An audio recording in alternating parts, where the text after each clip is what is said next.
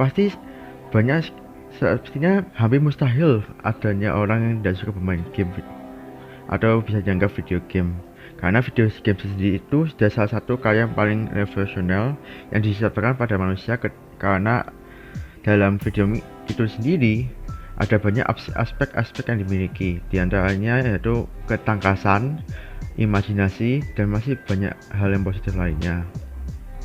Sejak game memang memiliki perubahan yang dari yang grafis hingga yang berupa garis dan titik, hingga yang sekarang menjadi super realistik pada zaman sekarang. Sebuah produk dihasilkan sebuah video game harus memiliki sinyal video yang ditransmisi dari sebuah CTR atau Colored Ray Tube yang membuat gambar pada layar. Jadi dalam sebuah video game ini terdiri dari 8 generasi, mulai dari generasi pertama. Di zaman generasi pertama dibuatlah sebuah perusahaan namanya Atari pada tahun 1972. Setelah melihat demonstrasi yang dilakukan oleh Magnum Odyssey, game pertama kali sudah pernah dibuat, yaitu game tenis meja yang namanya Pong. Game ini meriliskan banyak game baru selain Pong, juga ada namanya Grave Tag, Tank, Wheels, Gunfight, dan Seawolf, dan lain-lain. Di generasi 2, video game mulai bergeser dengan adanya penyimpanan ROM. ROM ini berguna untuk menunjukkan suatu video game.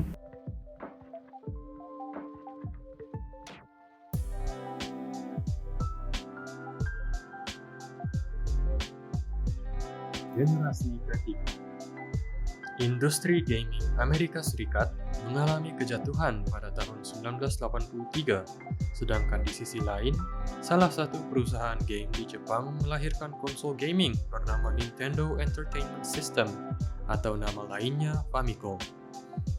Pada generasi ini, konsol-konsol game pada umumnya menggunakan gamepad atau joypad, dan penggunaan controller ini menjadi lebih populer. Kepopuleran penggunaan gamepad atau joypad mengalahkan controller klasik seperti joystick. Konsol generasi ketiga mengangkat genre-genre yang lebih bervariasi ke permukaan. Sebut saja beberapa game RPG seperti The Legend of Zelda, Final Fantasy, Dragon Quest, dan yang lainnya mulai dikenal di masyarakat. Selain itu, ada game lain bergenre stealth buatan Hideo Kojima bernama Metal Gear, dan juga game horror bernama Sweet Home buatan Capcom. Generasi keempat. Pada tahun 80-an, Nintendo mengalami kesuksesan berkat Famicom atau Nintendo Entertainment System-nya. Penjualan cartridge pun mencapai hingga angka miliaran dolar Amerika. Di samping itu, perkembangan teknologi video game semakin meningkat, dan disinilah muncul generasi keempat dengan teknologi 16-bit. Di generasi ini, muncul sebuah konsol game bernama TurboGrafx 16 yang mengalami penjualan yang cukup baik di Jepang, namun sangat buruk di Amerika Serikat dan Eropa karena jumlah gamenya yang sedikit. Sega melahirkan sebuah konsol game bernama Sega Mega Drive atau Genesis yang sangat laris di tahun 1988. Karena hal tersebut, Nintendo gak mau kalah dan merilis sistem barunya bernama Super Nintendo Entertainment System di tahun 1990. Teknologi yang digunakan keduanya sangatlah mumpuni untuk menghasilkan visual yang lebih baik. Banyak game-game keren yang dirilis keduanya. Beberapa di antaranya adalah seri Sonic the Hedgehog, Chrono Trigger, Super Mario World, Street of Rage, dan masih banyak lagi. Generasi kelima. Di tahun 90-an, transisi besar-besaran dalam teknologi video game dilakukan, terutama pada grafis. Bersamaan dengan itu, di generasi kelima ini, Atari mencoba peruntungannya lagi dengan meluncurkan Atari Jaguar pada tahun 1993. Selain itu, perusahaan lain bernama 3DO merilis konsol gamenya yang bernama 3DO Interactive Multiplayer. Sayangnya, sekali lagi Atari gagal memperoleh penjualan yang baik. Begitu juga dengan 3DO. Setahun kemudian, muncul beberapa konsol baru yang dirilis di Jepang, di antaranya Sega Saturn dan juga Sony PlayStation. Sebagai pemain baru, Sony dengan PlayStation-nya mendapatkan penjualan yang sangat baik. Salah satu penyebab larisnya Sony PlayStation adalah jumlah game yang begitu banyak yang membuat para konsumennya tertarik. Maka dari itu, konsol ini bisa dibilang sebagai salah satu konsol dengan penjualan terbaik sepanjang masa. Nintendo juga ingin melanjutkan kesuksesan masa lalunya dengan menciptakan sebuah konsol 64-bit bernama Nintendo 64. Salah satu game paling populernya adalah Super Mario 64. Karena teknologi gaming semakin maju, banyak juga genre game baru yang bermunculan. Dahulu mungkin gak pernah terpikirkan akan ada sebuah game menarik dengan nama Dance Dance Revolution.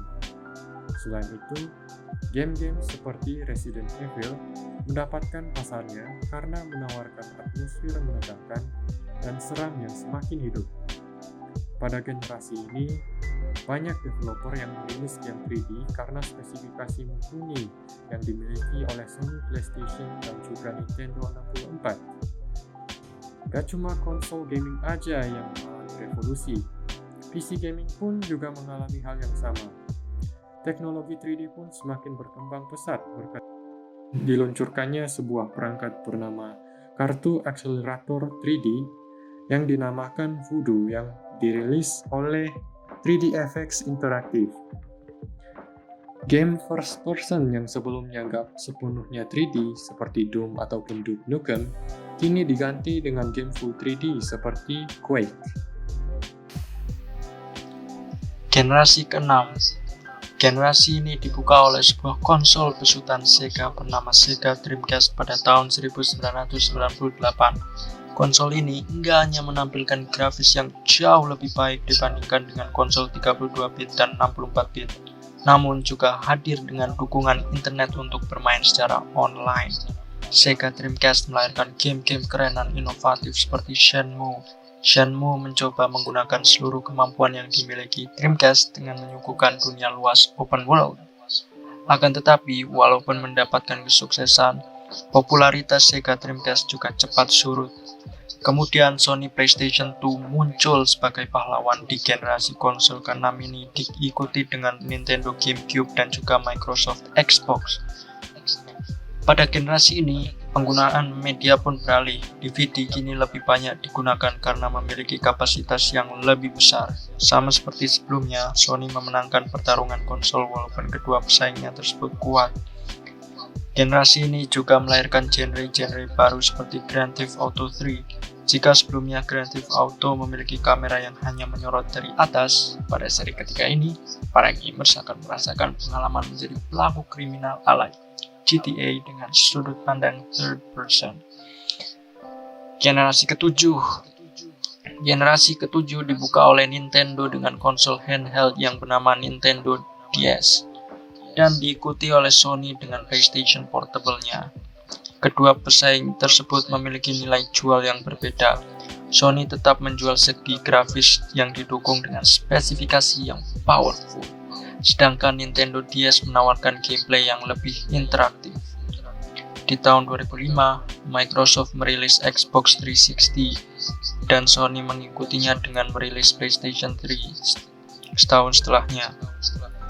Keduanya menawarkan kualitas visual HD dan perlu dukungan TV HD LCD. Di generasi ini juga lahirlah sebuah teknologi lempengan bernama Blu-ray yang kapasitasnya tentu lebih besar.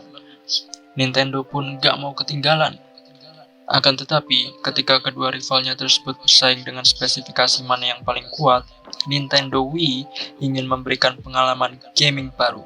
Nintendo Wii memiliki kualitas grafis yang nggak jauh berbeda dengan konsol gaming generasi sebelumnya. Penjualan Wii juga sangat diperhitungkan di waktu itu. Generasi ke-8, Nintendo ingin melanjutkan kesuksesan NDS dengan merilis 3DS yang mana hadir dengan teknologi baru yakni Auto Stereoscopic 3D untuk memproduksi sebuah efek 3D di layar. Kemudian Sony merilis konsol handheld penerusnya yang dinamakan PlayStation Vita. PlayStation Vita mengusung layar OLED 5 inci dan menghadirkan koneksi Wi-Fi. Wii U lahir setahun setelah 3DS muncul, namun sayangnya penjualannya sangat buruk. Sony kembali melahirkan PlayStation 4 yang hadir dengan teknologi super keren dan juga pemanfaatan resolusi Full HD. Microsoft pun gak mau kalah dengan mengeluarkan Xbox One. Setelah kegagalan Wii U, Nintendo kembali melahirkan konsol gaming dengan nama Switch yang jauh lebih menarik.